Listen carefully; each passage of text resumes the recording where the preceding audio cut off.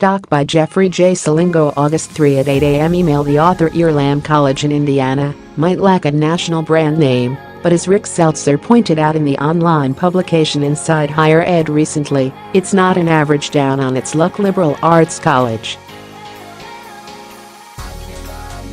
It has an endowment of $438 million and draws about half of its students from outside the Midwest.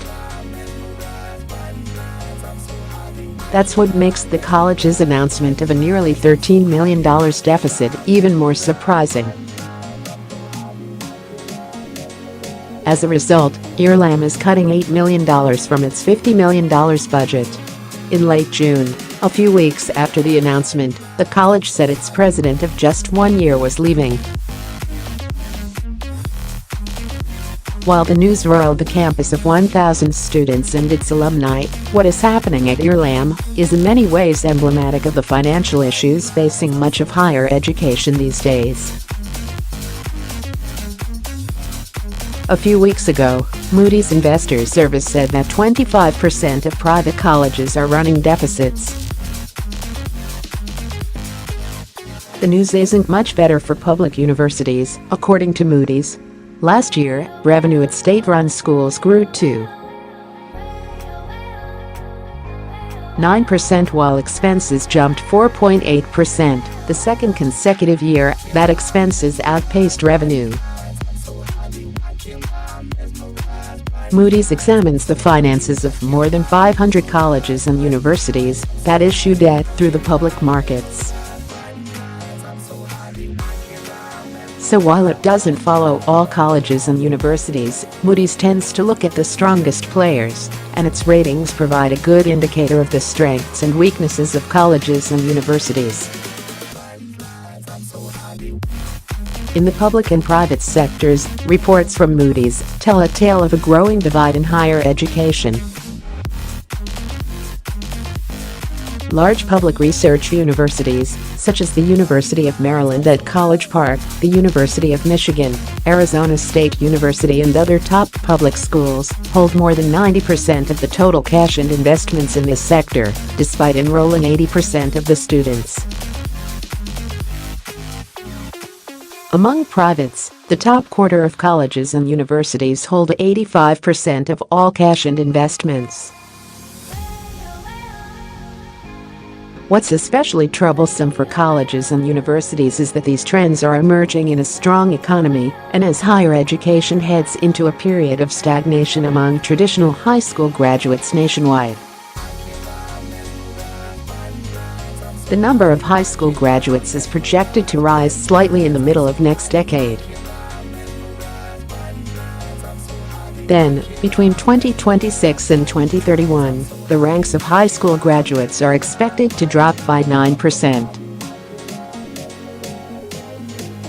In that period, four-year colleges nationwide stand to lose almost 280,000 students. In addition, the number of white graduates is expected to decrease sharply, while the number of Hispanic graduates grows substantially. These demographic headwinds come as a new generation of students with different needs and motivations arrives. Generation Z, born beginning in the late 1990s, has replaced millennials on campus. Unlike millennials who are willing to pay for the college experience and go into debt for it, Gen Z is more focused on value and price, said Corey C. Miller, an assistant professor at Wright State University and co-author of Generation Z Goes to College.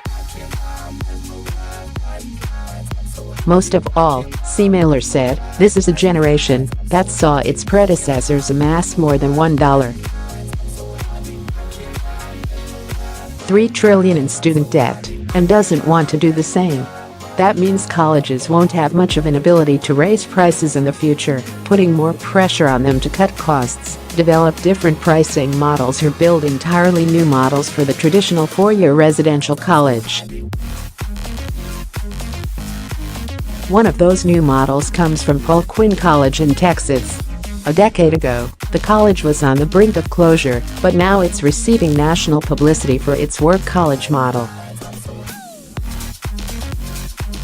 All Paul Quinn students, regardless of financial need, are required to work at least 8 hours a week, first on campus, then off campus for participating employers.